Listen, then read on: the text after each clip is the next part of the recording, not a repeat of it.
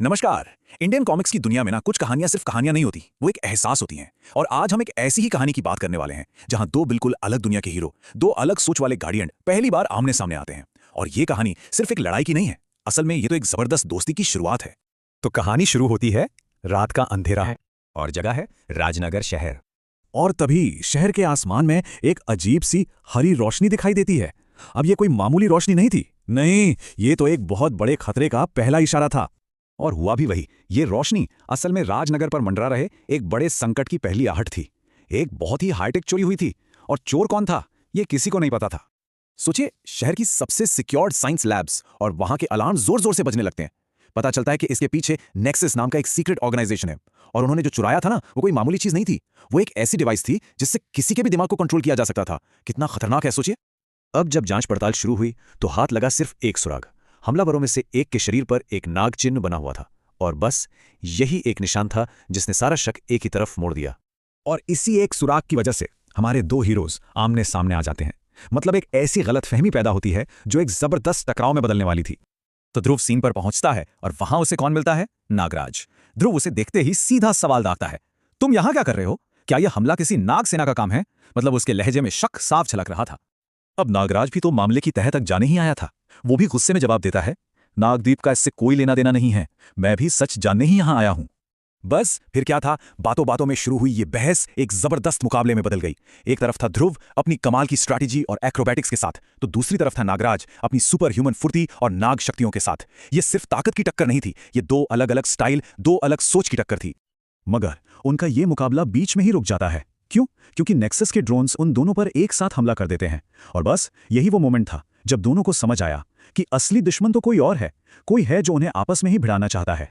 और यहीं से कहानी एक नया मोड़ लेती है। कहते हैं ना, दुश्मन का दुश्मन दोस्त होता है। तो बस दोनों हीरोज के बीच एक तरह का कह सकते हैं कि एक टेंस एग्रीमेंट होता है। मिशन एक ही था, सच क्या है ये पता लगाना। और अब ये दोनों एक टीम बन जाते हैं। सारे सुरागों को एक साथ जोड़कर वो शहर के बाहर एक सीक्रेट फैक्ट्री तक पहुंच जाते हैं और फिर बिना एक पल भी गंवाए दोनों मिलकर उस जगह पर धावा बोलने का प्लान बनाते हैं। लेकिन फैक्ट्री के अंदर जो उन्होंने देखा, उसे देखकर तो नागराज का खून खौल उठा। वहां बेजुबान नागों पर बेरहमी से एक्सपेरिमेंट्स किए जा रहे थे। ये देखकर वो गुस्से से चिल्लाता है, नागवंश के साथ इतनी क्रूरता, ये बिल्कुल बर्दाश्त नहीं किया जाएगा। और यहीं पर हमें ध्रुव का शांत और स्ट्रेटेजिक दिमाग देखने को मिलता है। वो नागराज को समझाता है, देखो, गुस्से से लड़ाई नहीं जीती जाती, हमें दिमाग से काम लेना होगा। और सच कहूं तो यही जो दोनों के किरदारों में फर्क था ना, यही आगे चलकर उनकी सबसे बड़ी ताकत बनने वाला था। और फिर पर्दा उठता है असली मास्टरमाइंड के चेहरे से। उन्हें पता चलता है कि इस पूरी साजिश के पीछे कौन है और उसका खतरनाक प्लान क्या है। एक शातिर दिमाग जो पर्दे के पीछे से सब कुछ कंट्रोल कर रहा था। और वो विलेन था प्रोफेसर ज़ीरॉन, एक ऐसा जीनियस लेकिन पागल साइंटिस्ट जिसका सिर्फ एक ही मकसद था, दुनिया के सारे सुपर हीरोज को अपने कंट्रोल में करना और उनकी एक आर्मी बनाना। तो अब सारी कड़ियां जुड़ जाती हैं। ज़ीरॉन नागों पर एक्सपेरिमेंट क्यों कर रहा था? क्योंकि वो उनकी टेलीपैथिक पावर को एक मशीन टेक्नोलॉजी में बदलना चाहता था। और यही वो मशीन थी जिसकी मदद से वो सुपर हीरोज को अपना गुलाम बनाने वाला था। तो अब स्टेज सेट था फाइनल मुकाबले के लिए। ये उनकी नई नई पार्टनरशिप का सबसे बड़ा टेस्ट था। सामने थे प्रोफेसर ज़ेरॉन और उसकी वो माइंड कंट्रोल मशीन। और ज़ेरॉन अपनी मशीन चालू कर देता है। उसका पहला निशाना कौन बनता है?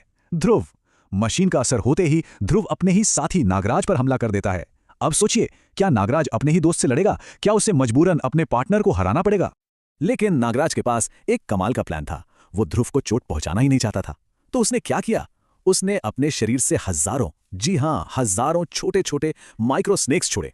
ये सारे नाग सीधे मशीन में घुस गए और उसके सर्किट को शॉर्ट सर्किट कर दिया और मशीन तबाह हो गई। जैसे ही मशीन खत्म हुई, ध्रुव वापस होश में आ गया और अब दोनों एक साथ मिलकर ज़ेरॉन और उसकी रोबोट आर्मी पर टूट पड़ते हैं। ध्रुव की प्रिसिजन, नागराज के जबरदस्त सर्प हमले और दोनों की एकदम सिंक्रोनाइज्ड स्ट्रैटेजी, ये देखकर समझ आता है कि ये दोनों मिलकर एक परफेक्ट टीम है।